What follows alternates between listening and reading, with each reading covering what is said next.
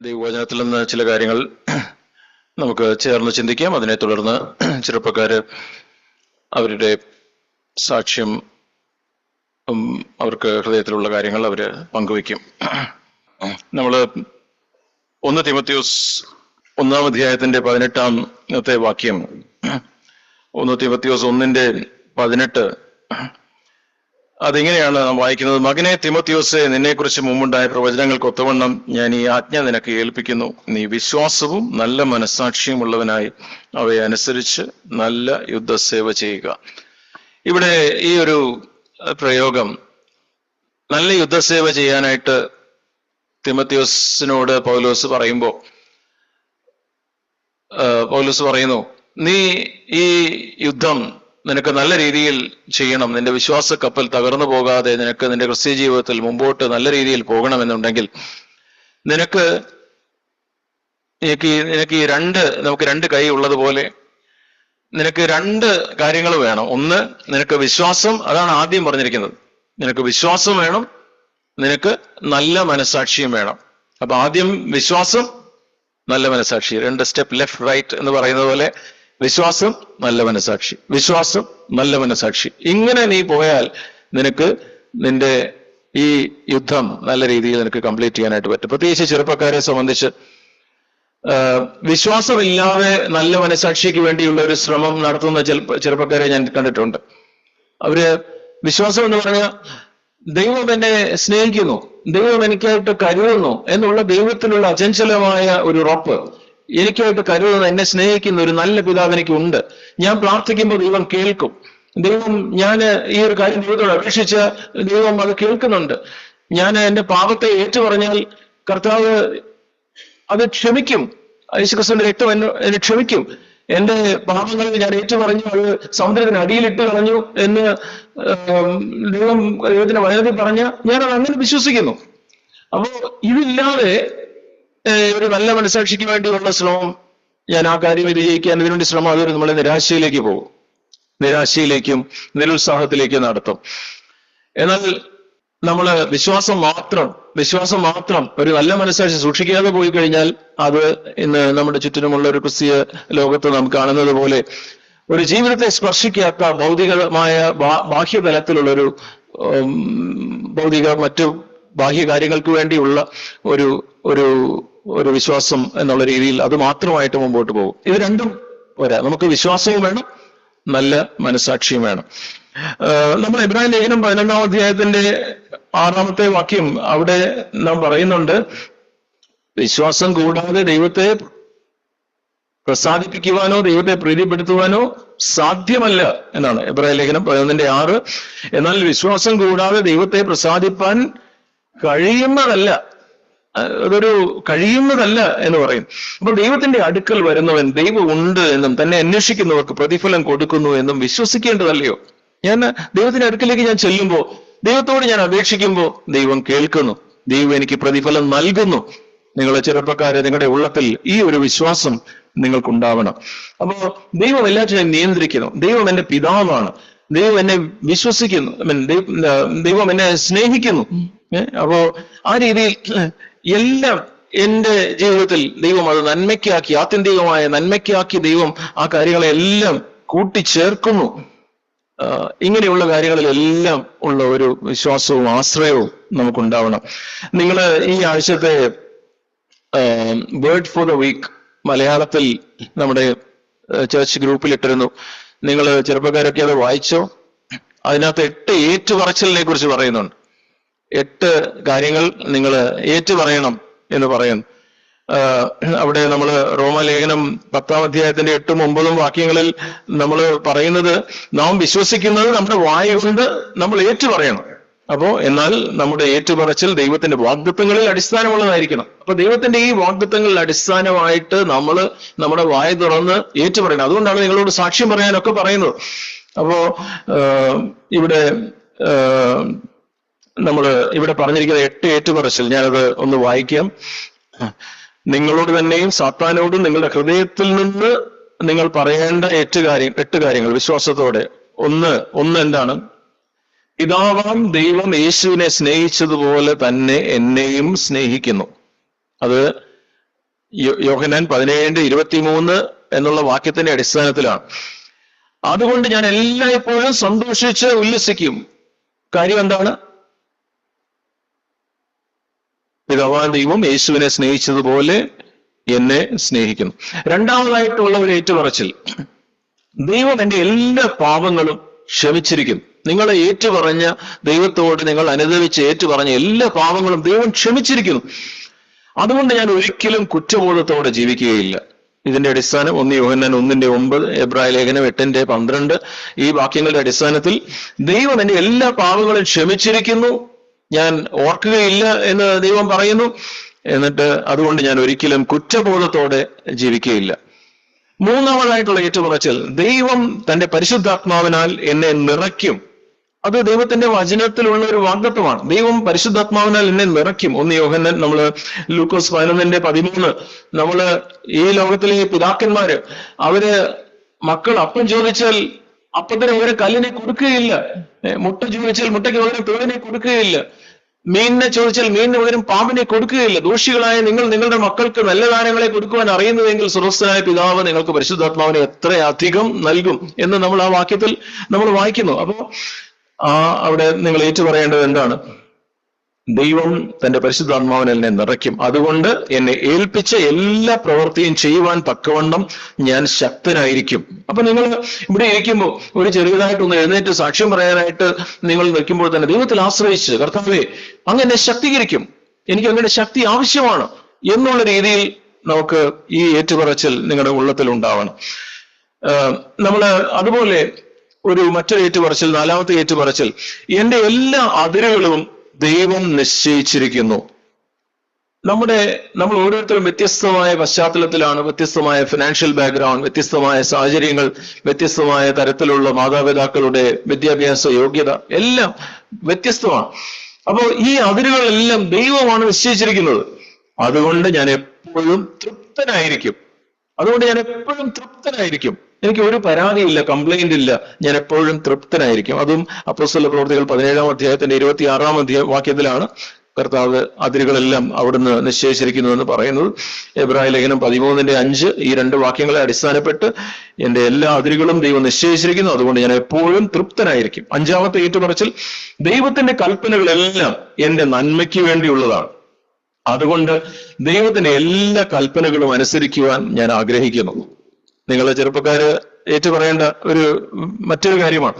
ചെറുപ്പക്കാർ മുതിർന്നവരും 1 യോഹന്നാൻ 5:3, ആവർത്തനം 10:13 ഈ വാക്യങ്ങളെ അടിസ്ഥാനമാക്കി ദൈവത്തിന്റെ എല്ലാ കൽപ്പനകളും അനുസരിക്കുവാൻ ഞാൻ ആഗ്രഹിക്കുന്നു. കാരണം ദൈവത്തിന്റെ കൽപ്പനകളെല്ലാം എന്റെ നന്മയ്ക്ക് വേണ്ടിയുള്ളതാണ്. 6-ാമത്തെ ഏറ്റുപറച്ചിൽ, എന്നെ ബാധിക്കുന്ന എല്ലാ വ്യക്തികളെയും സംഭവങ്ങളെയും ദൈവം നിയന്ത്രിക്കുന്നു.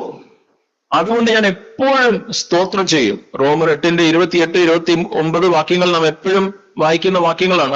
അതിന്റെ അടിസ്ഥാനത്തിൽ എന്നെ ബാധിക്കുന്ന ഞാനുമായി ബന്ധപ്പെടുന്ന എല്ലാ വ്യക്തികളെയും സംഭവങ്ങളെയും ദൈവം നിയന്ത്രിക്കുന്നു. അതുകൊണ്ട് ഞാൻ എപ്പോഴും സ്തോത്രം ചെയ്യും. 7-ാമത്, യേശു സാത്താനെ തോൽപ്പിച്ച് അവന്റെ ശക്തിയിൽ നിന്ന് എന്നെ സ്വതന്ത്രനാക്കി. അതുകൊണ്ട് ഞാൻ ഒരിക്കലും ഭയപ്പെടുകയില്ല. എബ്രായർ 2:14, നമ്മുടെ മരണഭയത്തിൽ നിന്ന് നമ്മെ രക്ഷിക്കുവാനായിട്ട് യേശു കാൽവരി ക്രൂശിൽ പിശാചിനെ തകർത്തു.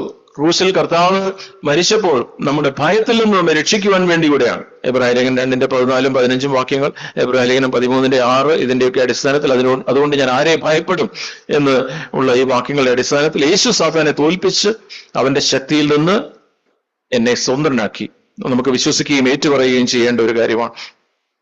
8-ാമതായിട്ട് അവസാനത്തെ ഏറ്റുപറച്ചിൽ, ദൈവം എന്നെ ഒരു അനുഗ്രഹമാക്കാൻ ആഗ്രഹിക്കുന്നു.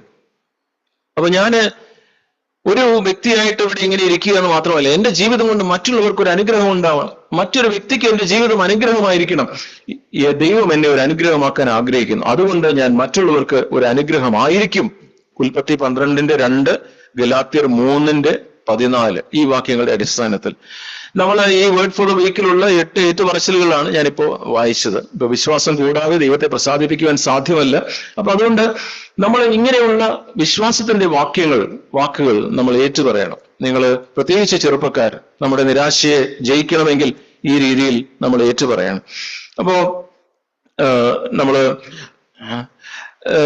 അപ്പോസ്തല പ്രവൃത്തികൾ 17-ാം അധ്യായത്തിൽ നിന്ന് നമ്മൾ ഈ വാക്യം നമ്മൾ വായിച്ചു. അവിടെ പറഞ്ഞിരിക്കുന്നത് 26-ാമത്തെ വാക്യത്തിൽ, ഭൂതലത്തിലെങ്ങും കുടിയിരിക്കുവാൻ അവൻ ഒരുത്തനിൽ നിന്ന് മനുഷ്യജാതിയൊക്കെയും ഉളവാക്കി അവരുടെ നിവാസത്തിന് അതിരുകളും കാലങ്ങളും നിശ്ചയിച്ചു. അപ്പൊ നമ്മുടെ അതിരുകൾ, നമ്മുടെ ജീവിതത്തിന്റെ, എല്ലാവരുടെയും ജീവിതത്തിന്റെ അതിരുകൾ, നമ്മളിപ്പോ ജീവിക്കേണ്ട സമയം, ഇതെല്ലാം ദൈവം നിശ്ചയിച്ചിരിക്കുന്നു. അതെന്തിനാണ്? അതുകൊണ്ട് 27-ാമത്തെ വാക്യം, അവർ ദൈവത്തെ തപ്പി നോക്കി കണ്ടെത്തുമോ എന്ന് വെച്ച് അവനെ അന്വേഷിക്കേണ്ടതിന് തന്നെ അവിടുന്ന് നമ്മിൽ ആർക്കും അകന്നിരിക്കുന്നില്ല. നമുക്ക് ആർക്കും അകന്നിരിക്കുന്നില്ല. നമ്മുടെ സാഹചര്യങ്ങളെ കുറിച്ച് നമുക്ക് പരാതിപ്പെടാതെ ആ സാഹചര്യത്തിൽ നിന്നുകൊണ്ട് നമുക്ക് ദൈവത്തെ അന്വേഷിച്ച് കണ്ടെത്തുവാനായിട്ടാണ് ദൈവം ചിലപ്പോൾ ചില ബുദ്ധിമുട്ടുള്ള സാഹചര്യങ്ങളിലൂടെയൊക്കെ നമ്മെ കടത്തിവിടുന്നത് എന്നാണ് ദൈവത്തിന്റെ വചനം പറയുന്നത്. അപ്പൊ അങ്ങനെയെങ്കിൽ നമുക്ക് ഈ രീതിയിലുള്ള ദൈവത്തിലുള്ള വിശ്വാസം നമുക്കുണ്ടെങ്കിൽ, നമുക്ക് പ്രത്യേകിച്ച് ചെറുപ്പക്കാരെ സംബന്ധിച്ച് കീഴ്പ്പെടാനും വിട്ടുകൊടുക്കാനും ഏൽപ്പിച്ചു കൊടുക്കാനും നിങ്ങൾക്ക് ദൈവത്തിൽ വിശ്വസിച്ചാൽ അതിന് സാധിക്കും. എബ്രഹാമിനോട് യാഗം കഴിക്കാനായിട്ട് പറയുന്നു, തന്റെ മകനെ യാഗം കഴിക്കാനായിട്ട് പറയുന്നു. എബ്രഹാമിനോട് ദൈവം നേരത്തെ വാഗ്ദത്തം ചെയ്തതാണ്, ഞാൻ നിന്നെ അനുഗ്രഹിക്കും, ഇവനാണ് വാഗ്ദത്ത സന്തതി, ഈ വാഗ്ദത്ത സന്തതിയിലൂടെ ദൈവത്തിന്റെ അനുഗ്രഹം ഇനി വരാൻ പോകുന്നു. ഇതെല്ലാം അറിഞ്ഞിട്ടും എബ്രഹാമിനോട് പറയുന്നു, നീ ഇവനെ യാഗം കഴിക്കാനായിട്ട് പറയുന്നു. അപ്പോ ദൈവത്തിൽ വിശ്വസിച്ചാൽ മാത്രമേ തനിക്ക് ഇസഹാക്ക് ഉണ്ടാകുന്നതിന് വേണ്ടി ആശയ്ക്ക് വിരോധമായി, ആശയോടെ തന്റെ ശരീരം നിർജീവമായിട്ടും സാറയുടെ ഗർഭപാത്രം അതും നിർജീവമായിട്ടും ആശയ്ക്ക് വിരോധമായി എബ്രഹാം ആശയോട് വിശ്വസിച്ചു എന്ന് റോമാലേഖനം 4-ാം അധ്യായത്തിൽ വായിക്കുന്നു. അപ്പോ അത് കഴിഞ്ഞ് വീണ്ടും ഈ ദൈവം തന്നെ പറയുന്നു, നീ സ്നേഹിക്കുന്ന നിന്റെ ഈ മകനെ നീ യാഗമായിട്ട് അർപ്പിക്കുക. അപ്പോഴും ദൈവത്തിൽ വിശ്വസിക്കാതെ എങ്ങനെയാണ് തനിക്ക് സമർപ്പിച്ചു കൊടുക്കുവാനായിട്ട് കഴിയുക, ഏൽപ്പിച്ചു കൊടുക്കുവാനായിട്ട് കഴിയുക? അപ്രകാരം ദൈവത്തിൽ വിശ്വസിച്ചാണ് എബ്രഹാം ആ രീതിയിൽ ഏൽപ്പിച്ചു കൊടുത്തത്.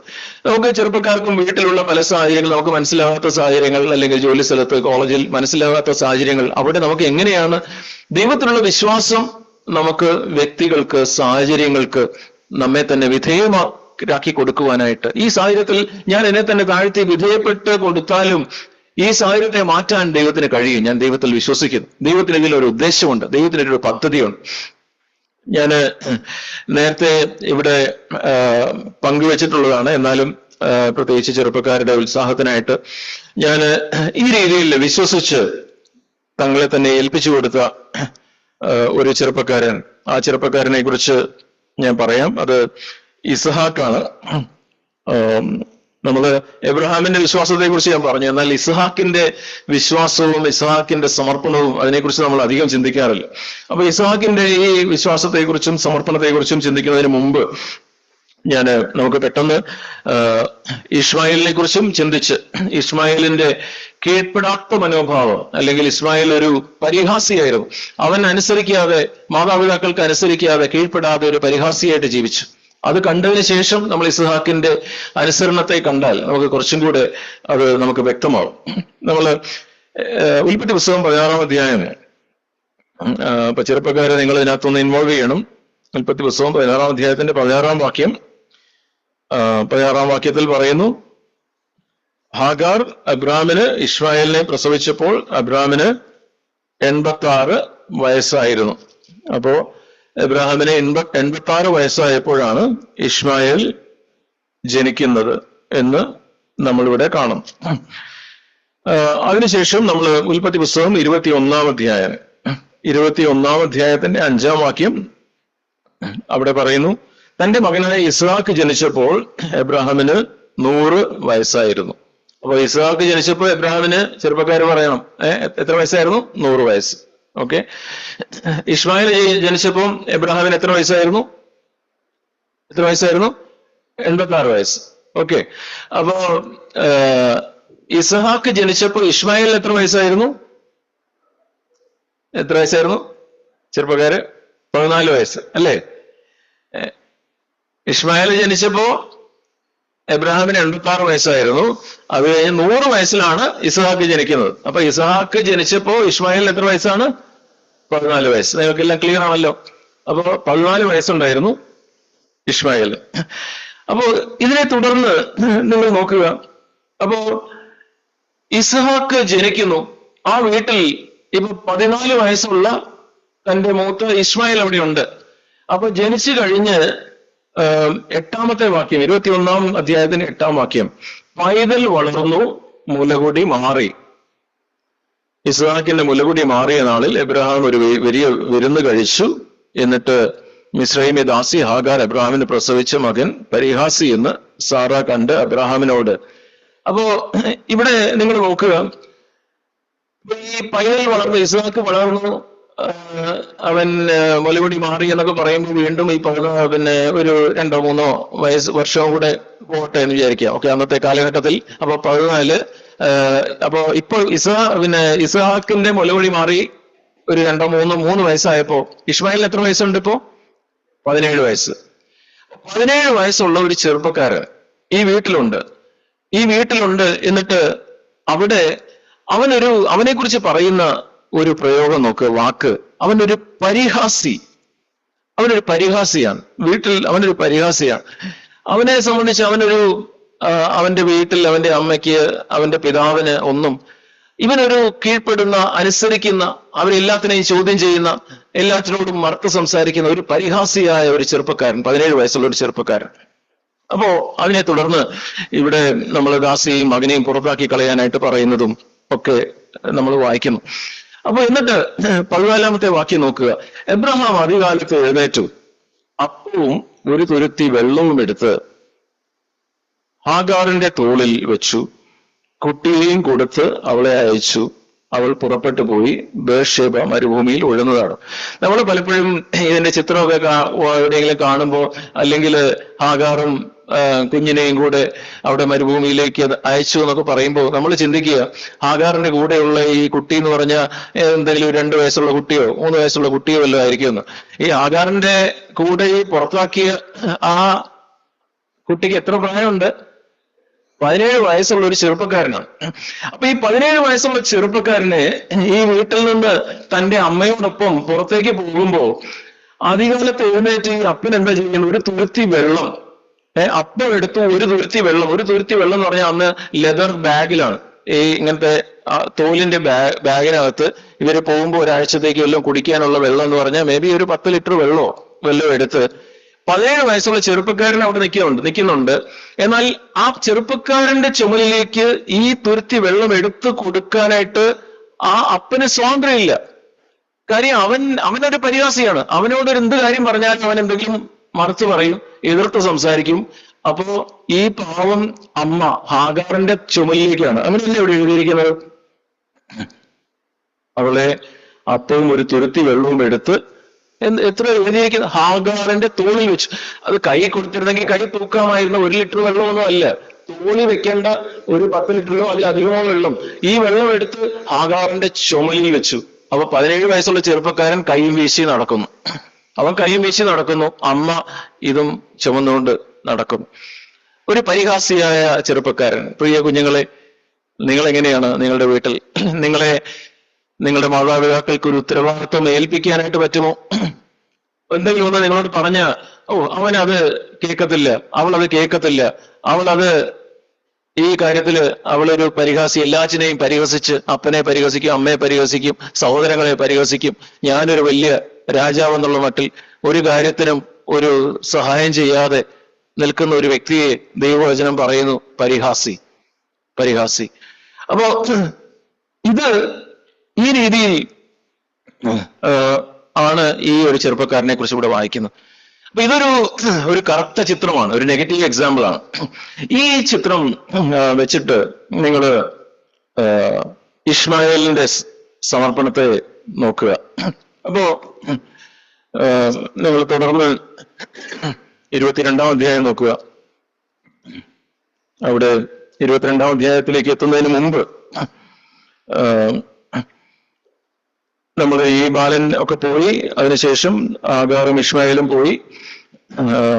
21-ാം വാക്യം നോക്കുക. 21-ാം വാക്യം, 20-ാം വാക്യം, അവൻ മരുഭൂമിയിൽ പാർത്തു മുതിർന്നു എന്നൊക്കെ വായിക്കുന്നു. 21-ാം വാക്യം, അത് കഴിഞ്ഞ് അവന്റെ അമ്മ മിസ്രയീം ദേശത്ത് നിന്ന് അവനൊരു ഭാര്യയെ കൊണ്ടുവന്നു എന്ന്. അപ്പം ഇസ്മായേലിന്റെ കല്യാണമൊക്കെ കഴിഞ്ഞു. അപ്പൊ കല്യാണമൊക്കെ കഴിഞ്ഞ് ഇപ്പൊ ഇസ്മായേലിന് ഒരു 30 വയസ്സായി എന്ന് വിചാരിക്കുക. ഓക്കെ, ഇസ്മായേലിന് ഒരു 30 വയസ്സ്. ഇസ്മായേലിന് ഒരു 30 വയസ്സായപ്പോ ഇസ്ഹാക്കിന് എത്ര വയസ്സായി? 16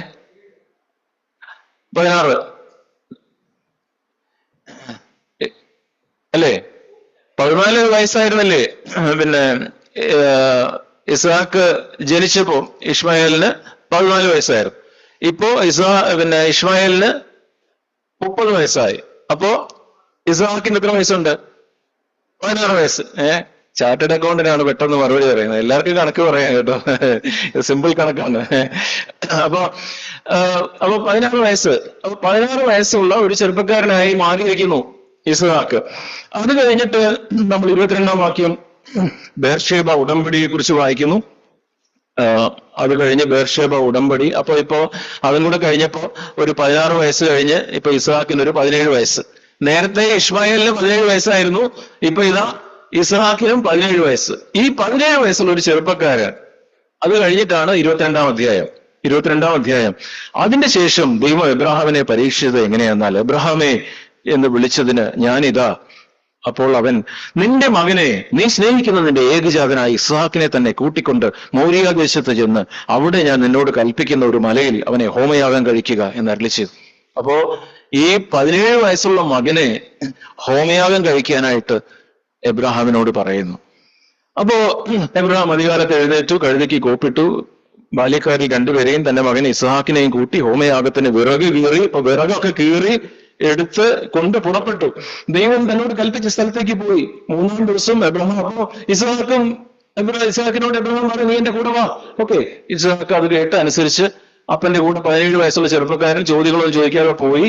അപ്പോ അത് കഴിഞ്ഞ് 5-ാം വാക്യം, എബ്രഹാം ബാല്യക്കാരോട്, നിങ്ങൾ കഴുതയുമായി ഇവിടെ ഇരിക്കുകയും ഞാനും ബാലനും അവിടത്തോളം ചെന്ന് ആരാധന കഴിച്ചു മടങ്ങി വരാം എന്ന് പറഞ്ഞു. അപ്പോ ഈ ചെറുപ്പക്കാരൻ ഇസ്ഹാക്കിനെയും കൂട്ടി ഞാൻ ഈ മോറിയ മല കയറി ഞാൻ ആരാധന കഴിച്ചിട്ട് മടങ്ങി വരാം എന്ന് പറഞ്ഞു. അപ്പൊ 6-ാമത്തെ വാക്യം നോക്കുക. എബ്രഹാം ഹോമയാഗത്തിനുള്ള വിറക് എടുത്ത് തന്റെ മകനായ ഇസ്ഹാക്കിന്റെ ചുമലിൽ വെച്ചു. എന്തൊരു കോൺട്രാസ്റ്റ് നോക്കൂ. നേരത്തെ ഒരു തുരുത്തി വെള്ളം എടുത്തിട്ട് അമ്മയുടെ ചുമലിൽ വെച്ചു. ഇവിടെ നോക്കുക, എബ്രഹാം ഹോമയാഗത്തിനുള്ള വിറക്, ഇതൊരു കഴുത ചുമന്നുകൊണ്ട് വന്ന വിറകാണ്. ഈ കഴുത ചുമന്നുകൊണ്ട് വന്ന വിറക്, അതായത് ഒരു പുരുഷനെ ദഹിപ്പിക്കാൻ ആവശ്യമായിട്ടുള്ള വിറക്, അത് എത്രയുണ്ട്, എത്ര കിലോയുണ്ട്? നല്ല വെയിറ്റ് ഉള്ള, എത്ര ഒരു 50 കിലോ നമുക്ക് റഫായിട്ട് കൂട്ടാം, അല്ലെങ്കിൽ എത്രയെങ്കിലും ഇത്രയും വെയിറ്റ് ഉള്ള വിറക് അപ്പനെടുത്ത് ഇതാ ഈ 17 വയസ്സുള്ള ചെറുപ്പക്കാരന്റെ ചുമലിലേക്ക് വെച്ചു. നേരത്തെ പരിഹാസിയായിട്ടുള്ള മകന്റെ ചുമലിൽ ഒരു തുരുത്തി വെള്ളം പോലും വെക്കാനായിട്ടുള്ള സ്വാതന്ത്ര്യമില്ലായിരുന്നു. ഇപ്പോ തന്റെ ഈ മകന്റെ ചുമലിലേക്ക് ഒരു കെട്ട് വിറകെടുത്ത് വെക്കാൻ അപ്പന് സ്വാതന്ത്ര്യമുണ്ട്. അപ്പൊ എന്നിട്ട് തീയും കത്തിയും താൻ എടുത്തു. അപ്പോ എബ്രഹാം എന്റെ കയ്യിൽ എളുപ്പമുള്ള തീയും കത്തിയും എടുത്തു. അപ്പോ എന്നിട്ട് അവിടെ പറഞ്ഞിരിക്കുന്ന മനോഹരമായ ഒരു പ്രയോഗം, ഇരുവരും ഒന്നിച്ച് നടന്നു. അപ്പോ ഈ അപ്പനും മകനും ഈ മല കയറി ഒന്നിച്ച് നടക്കുകയാണ്. അപ്പോ ഇവനൊരു കീഴ്പ്പെടുന്ന സ്വഭാവം ഇല്ലാത്ത ഒരു ചെറുപ്പക്കാരനായിരുന്നെങ്കിൽ ഇവന് നിങ്ങൾ എന്തൊരു മനുഷ്യനാണ്, കൈയും കണ്ടോ, ഒരു വെയിറ്റ് ഇല്ലാത്ത ഒരു കത്തിയും ഒരു ഇതും എടുത്ത് തീയും എടുത്ത് നടക്കുന്നു. എന്റെ ചുമലിൽ ഇത്രയും ലോഡ് മുഴുവൻ എന്റെ ചുമലിൽ തന്നിട്ട് ഞാൻ ഇതും കൊണ്ട് പോണോ? അല്ല, ഓക്കെ, അപ്പൻ എടുക്കണമെന്നില്ല. എന്നാ പിന്നെ ആ ബാല്യക്കാര് താഴെയില്ലേ, കഴുതയില്ലേ, ആ കഴുതയും ബാല്യക്കാര് അവരെ വിളിച്ചുകൊണ്ട് മുമ്പോട്ട് വന്നാൽ പോരെ? എന്തിനാ എന്റെ ചുമലിൽ വെച്ച് എന്നെ എന്തിനാ ഈ ലോഡ് എന്റെ ചുമലിലേക്ക് തന്നത്? അവന് പരാതിയില്ല, പിറുപിറുപ്പില്ല. അതുകൊണ്ടാണ് പറഞ്ഞിരിക്കുന്നത് അവര് ഇരുവരും ഒന്നിച്ച് നടന്നു. അതിനുശേഷം അവൻ ദൈവം കൽപ്പിച്ചിരുന്ന സ്ഥലത്ത് അവർ എത്തി. അവന് ലോജിക്കലായിട്ടുള്ള ഒത്തിരി ചോദ്യങ്ങൾ ഉണ്ടായിരുന്നു. അപ്പൊ ഈ പോകുന്ന വഴിക്ക് ഇത് നോക്കൂ, ഇസ്ഹാക്ക് ചോദിക്കുന്ന ഒരു ചോദ്യം. അപ്പോൾ 7-ാമത്തെ വാക്യം, ഇസ്ഹാക്ക് തന്റെ അപ്പനായ എബ്രഹാമിനോട് അപ്പ എന്ന് പറഞ്ഞതിന് അവൻ എന്താകുന്നു മകനെ എന്ന് പറഞ്ഞു. തീയും വിറകുമുണ്ട്, എന്നാൽ ഹോമയാഗത്തിന് ആട്ടിൻകുട്ടി എവിടെ എന്ന് ചോദിച്ചു. എത്ര ലോജിക്കലായിട്ടുള്ള ഒരു ചോദ്യം! ഒരു ചെറുപ്പക്കാരനായ മകൻ അപ്പനോട് ചോദിക്കുന്ന വളരെ ലോജിക്കലായിട്ടുള്ള ഒരു ചോദ്യം. ഈ ചോദ്യം ചോദിച്ചു, എവിടെ? അപ്പോ 8-ാമത്തെ വാക്യത്തിൽ അപ്പൻ പറഞ്ഞു, ദൈവം തനിക്ക് ഹോമയാഗത്തിന് ഒരു ആട്ടിൻകുട്ടിയെ നോക്കിക്കൊള്ളും മകനെ എന്ന് എബ്രഹാം പറഞ്ഞു.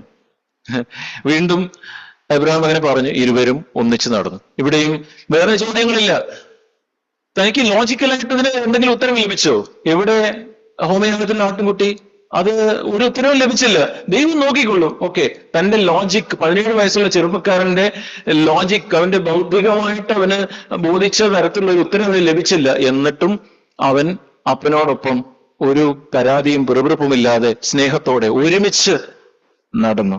ഇരുവരും ഒന്നിച്ച് നടന്നു. നേരത്തെ നമ്മൾ വായിച്ചു ഇരുവരും ഒന്നിച്ച് നടന്നു. ഇവിടെയും വായിക്കുന്നു ഇരുവരും ഒന്നിച്ച് നടന്നു. അത് കഴിഞ്ഞ് അവിടെ എത്തിക്കഴിഞ്ഞപ്പോ എബ്രഹാം 9-ാമത്തെ വാക്യം, യാഗപീഠം പണിതു, വിറക് അടുക്കി, തന്റെ മകൻ ഇസ്ഹാക്കിനെ കെട്ടി യാഗപീഠത്തിന്മേൽ വിറകിന്മേൽ കിടത്തി.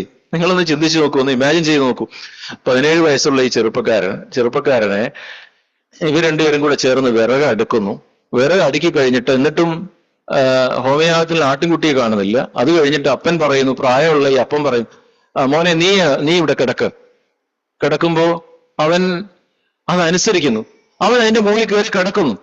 അപ്പൊ കിടക്കുന്നു എന്ന് മാത്രമല്ല, അവന് കിടന്നു കഴിഞ്ഞപ്പോ എബ്രഹാം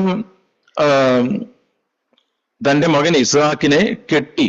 അപ്പോ ഒരു കയറുകൊണ്ട് 17 വയസ്സുള്ള ചെറുപ്പക്കാരനെ പ്രായമുള്ള അപ്പൻ ആദ്യം കൈ കെട്ടി, പിന്നെ കാല് കെട്ടി, അത് കഴിഞ്ഞിട്ട് അവനെ ചേർത്ത് വിറകോട് കെട്ടുന്നു. അവനിങ്ങനെ ഒരു ആട്ടിൻകുട്ടിയെ പോലെ അനങ്ങാതെ ഈ 17 വയസ്സുള്ള ആരോഗ്യമുള്ള ഈ ഒരു കെട്ട് വിറക് ചുമക്കാൻ കഴിവുള്ള അവന് അവിടെ കിടക്കുന്നു. അപ്പോ തുടർന്ന് നമുക്ക് ആ കാര്യങ്ങൾ അറിയാം. അവനെ അറക്കാനായിട്ട് അധികം ദൈവം അവിടെ ഒരു പ്രൊവിഷൻ ഉണ്ടാക്കുന്നതും ഒക്കെ നമുക്കറിയാം. പ്രിയ ചെറുപ്പക്കാരെ, നമുക്ക് നിങ്ങളെ സംബന്ധിച്ച് ഇത് എന്തൊരു ഒരു കീഴ്പ്പെടുന്ന ഒരു ഗ്ലോറി ഓഫ് സബ്മിഷൻ എന്ന് പറയാം. ഒരു കീഴ്പ്പെടുന്നതിന്റെ മഹത്വം ആണ് ഐസക്ക് തന്റെ ജീവിതത്തിലൂടെ കാണിച്ചു തരുന്നത്. തന്റെ ഇസഹാക്ക് തന്റെ ജീവിതത്തിലൂടെ തനിക്കൊന്നും മനസ്സിലാകാത്ത ഈ സാഹചര്യത്തിൽ ദൈവം കരുതിക്കൊള്ളും, ദൈവം നോക്കിക്കൊള്ളൂ എന്ന് അപ്പൻ പറഞ്ഞു. ഇവൻ അതുപോലെ അനുസരിച്ചു. ദൈവം അതുപോലെ വിശ്വസിച്ചു. അവന് ആ ദൈവത്തിലുള്ള വിശ്വാസം ഈ സാഹചര്യത്തിൽ തന്റെ അപ്പന്റെ മുമ്പാകെ ഇവിടെ എന്നെ കെട്ടാനായിട്ട് അനുവദിക്കുക, ഞാനിത് ചുമക്കണമെങ്കിൽ ഞാൻ ചുമക്കാം, പരാതിയില്ലാതെ മുമ്പോട്ട് പോകുവാൻ. എന്നാൽ ഇതാ മറ്റൊരു ചെറുപ്പക്കാരൻ അവനോട് പരിഹാസിയായി, എല്ലാറ്റിനെയും പരിഹസിക്കുന്ന, അവനോട് അവന്റെ കയ്യിൽ ഒരു തുരുത്തി വെള്ളം പോലും എടുത്തു വെക്കുവാനായിട്ട് അപ്പന് സ്വാതന്ത്ര്യമില്ല. ഇവിടെ ഈ രീതിയിൽ സ്വാതന്ത്ര്യത്തോടെ തന്റെ മാതാപിതാക്കൾക്ക് ഇടപെടുവാൻ കഴിയുന്ന ഒരു ചെറുപ്പക്കാരൻ. നിങ്ങൾക്ക് പ്രത്യേകിച്ച് ചെറുപ്പക്കാർക്ക് ഈ ഒരു ഇസഹാക്കിന്റെ ജീവിതം നിങ്ങൾക്ക് ഒരു വെല്ലുവിളി ആകട്ടെ. അപ്പോ ഞാനിപ്പോ ഇതുവരെ പറഞ്ഞത് ദൈവത്തിലുള്ള വിശ്വാസം, ദൈവത്തിലുള്ള ആശ്രയം, അത് നമുക്ക് നമ്മുടെ ആഗ്രഹങ്ങൾ ഇതൊക്കെ മനസ്സിലാക്കി ദൈവം നമുക്ക് അനുവദിക്കുന്ന സാഹചര്യത്തിൽ നമ്മെ തന്നെ വിധേയപ്പെടുത്തി കൊടുക്കാനും കീഴ്പ്പെടാനും താഴാനും അതിലൂടെ ദൈവത്തിന് ഒരു അത്ഭുത പ്രവൃത്തി അവിടെ വെളിപ്പെടുത്തുവാനും കഴിയും. അപ്പൊ അതിനാണ് ഇന്നത്തെ ചെറുപ്പക്കാർക്ക് പലപ്പോഴും കഴിയാതിരിക്കുന്നത്. എല്ലാറ്റിനും ചോദ്യം ചെയ്ത് ഉത്തരം കിട്ടിയില്ലെങ്കിൽ അവിടെ ബഹളം ഉണ്ടാക്കി.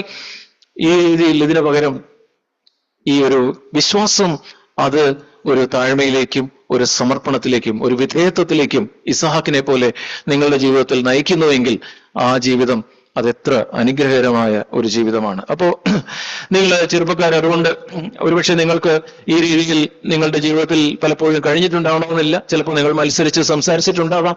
ഉണ്ടെങ്കിൽ ഇന്ന് നിങ്ങൾക്ക് വീണ്ടും ദൈവകരങ്ങൾ നിങ്ങളെ തന്നെ സമർപ്പിക്കാം. നമ്മൾ ആദ്യം വായിച്ച ആ വിശ്വാസത്തിന്റെ വചനങ്ങളെ നമുക്ക് ഏറ്റുപറയാം. കർത്താവെ, ഞാൻ ഇന്ന് എന്റെ ജീവിതത്തിൽ വന്ന മത്സരത്തിന്റെ സ്വഭാവം, കർത്താവെ എന്റെ പരിഹാസത്തിന്റെ ആ മനോഭാവം, ഇതിൽ നിന്നെല്ലാം എന്നോട് ക്ഷമിക്കണമേ, അങ്ങനെ രക്തത്താൽ എന്നെ കഴുകണമേ, ശുദ്ധീകരിക്കണമേ എന്ന് പറഞ്ഞാൽ യേശുവിന്റെ രക്തം എന്റെ സകല പാപവും നോക്കി എന്നെ ശുദ്ധീകരിക്കുമെന്ന് നമ്മൾ വിശ്വസിക്കണം. ആ രീതിയിൽ നമുക്ക് വിശ്വസിച്ച് നമുക്കൊരു നല്ല മനസ്സാക്ഷിയോടെ നമുക്ക് മുമ്പോട്ട് പോകുവാനായിട്ട് കഴിയണം. അപ്പോൾ അവസാനമായിട്ട് ഒരു നല്ല മനസ്സാക്ഷി എന്ന് പറഞ്ഞാൽ എന്താണ്? ദൈവം നമ്മെ ബോധ്യം നൽകുന്ന, നമുക്ക് തെറ്റാണ് എന്ന് ദൈവം നമുക്ക് ബോധ്യം നൽകുന്ന ഒരു കാര്യം, ആ കാര്യം നമ്മൾ ദൈവത്തോടും മനുഷ്യരോടും നമ്മൾ ഏറ്റുപറഞ്ഞ് ക്രമപ്പെടുത്തുക. ഏറ്റുപറയുക, ഉപേക്ഷിക്കുക, ഏറ്റുപറഞ്ഞ് ക്രമപ്പെടുത്തി കഴിഞ്ഞാൽ നമുക്ക് നല്ലൊരു മനസ്സാക്ഷി നമ്മൾ ലഭിച്ചു.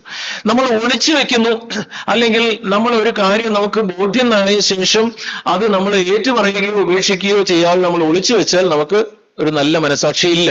നമ്മുടെ മനസ്സാക്ഷി മലിനമായിരിക്കുന്നു. എന്നാൽ നാം ഏറ്റുപറഞ്ഞു, നമ്മളത് സമ്മതിച്ചു, ദൈവത്തോട് ഏറ്റുപറഞ്ഞു, മനുഷ്യരോട് ഏറ്റുപറഞ്ഞു ക്രമപ്പെടുത്തി കഴിഞ്ഞാൽ നമുക്ക് ഒരു നല്ല മനസാക്ഷി നമുക്ക് ലഭിക്കുന്നു. നമ്മൾ സങ്കീർത്തനം 32-ാം സങ്കീർത്തനത്തിൽ നമ്മൾ വായിക്കുന്നത്, അവിടെ 5-ാമത്തെ വാക്യം, ഞാൻ എന്റെ പാപം നിന്നോട് അറിയിച്ചു, എന്റെ അകൃത്യം മറച്ചതുമില്ല, എന്റെ ലംഘനങ്ങളെ യഹോവയോട് ഏറ്റുപറയുമെന്ന് ഞാൻ പറഞ്ഞു, അപ്പോൾ നീ എന്റെ പാപത്തിന്റെ കുറ്റം ക്ഷമിച്ചതാണ്. അപ്പോ നമ്മള് ദൈവത്തോട് കർത്താവിനോട് ഏറ്റുപറയുന്നു, കർത്താവ് ക്ഷമിച്ചു തന്നു. പക്ഷെ നമ്മൾ ഏറ്റുപറയാതിരുന്നാൽ അതിന്റെ തൊട്ട് മുമ്പിലുള്ള വാക്യങ്ങൾ നാം വായിക്കുന്നു, ഞാൻ മിണ്ടാതിരുന്നപ്പോൾ നിത്യമായ ഞരക്കത്താൽ എന്റെ അസ്ഥികൾ ക്ഷയിച്ചുപോയി, രാവും പകലും നിന്റെ കൈ എന്റെ മേൽ ഭാരമായിരുന്നു, എന്റെ മജ്ജ വേനൽക്കാലത്തിലെ ഉഷ്ണത്താൽ എന്ന പോലെ വറ്റിപ്പോയി. ആകെ ഭാരമുള്ള, സമാധാനമില്ലാത്ത ഒരു ക്രിസ്ത്യ ജീവിതം. എന്നാൽ നിങ്ങൾ പാപങ്ങളെ ഏറ്റുപറയുന്നു, അത് കർത്താവിന്റെ രക്തത്താൽ 1 യോഹന്നാൻ 1-ാം അധ്യായത്തിൽ നമ്മൾ വായിച്ചു, യേശുവിന്റെ രക്തം നമ്മൾ കൺഫസ് ചെയ്യുമ്പോൾ യേശുവിന്റെ രക്തം സകല പാപവും പോക്കി നമ്മെ ശുദ്ധീകരിക്കുന്നു. അപ്പൊ നമ്മുടെ ഭാരം നീങ്ങിപ്പോയി, നമുക്ക് നല്ലൊരു മനസാക്ഷിയോടെ നമുക്ക് മുമ്പോട്ട് പോകുവാനായിട്ട് കഴിയും. പ്രിയ ചെറുപ്പക്കാരെ, നിങ്ങൾക്ക് ഈ രീതിയിൽ മറഞ്ഞിരിക്കുന്ന, ഒളിച്ചിരിച്ചിരിക്കുന്ന ഏതെങ്കിലും ഒരു കാര്യം നിങ്ങളുടെ ജീവിതത്തിൽ ഉണ്ടെങ്കിൽ നിങ്ങളത് വെളിച്ചത്തേക്ക് വരിക, ദൈവത്തോട് ഏറ്റുപറയുക, മനുഷ്യരോട് ഏറ്റുപറയുക, കാര്യങ്ങൾ ക്രമപ്പെടുത്തുക. എന്നിട്ട് ഒരു ശുദ്ധമായ മനസാക്ഷിയോടെ, നല്ല മനസാക്ഷിയോടെ നിങ്ങളുടെ ക്രിസ്ത്യ ജീവിതം നിങ്ങൾ മുമ്പോട്ട് പോവുക. ഇന്റർനെറ്റ് ഉപയോഗിക്കുന്നതിൽ, സോഷ്യൽ മീഡിയ ഉപയോഗിക്കുന്നതിൽ നിങ്ങളുടെ സമയം നിങ്ങൾ എങ്ങനെയാണ് ചെലവഴിക്കുന്നത്?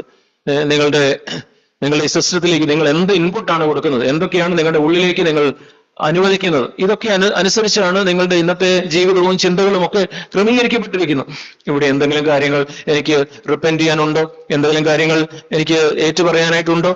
ഉണ്ടെങ്കിൽ അത് നിങ്ങൾ ചെയ്യുക. അങ്ങനെ ആ രീതിയിൽ നിങ്ങൾ അതിനെ ഏറ്റുപറയുമ്പോൾ നിങ്ങൾക്കൊരു നല്ല മനസാക്ഷി നിങ്ങൾക്ക് ലഭിക്കും. ആ ഒരു നല്ല മനസാക്ഷിയോടെ, വിശ്വാസത്തോടെ, നല്ല മനസാക്ഷിയോടെ ഈ ക്രിസ്ത്യ ജീവിതത്തിൽ മുമ്പോട്ട് പോകുവാനായിട്ട് നിരാശയില്ലാതെ നമ്മൾ നേരത്തെ ഞാൻ ഏറ്റുപറഞ്ഞാൽ കർത്താവ് എന്നോട് ക്ഷമിക്കും, കർത്താവ് എന്നെ സഹായിക്കും, എന്നെ ശക്തീകരിക്കും എന്നുള്ള വിശ്വാസത്തോടും ഉറപ്പോടും കൂടെ നിങ്ങളുടെ ക്രിസ്ത്യ ജീവിതം മുമ്പോട്ട് പോവുക.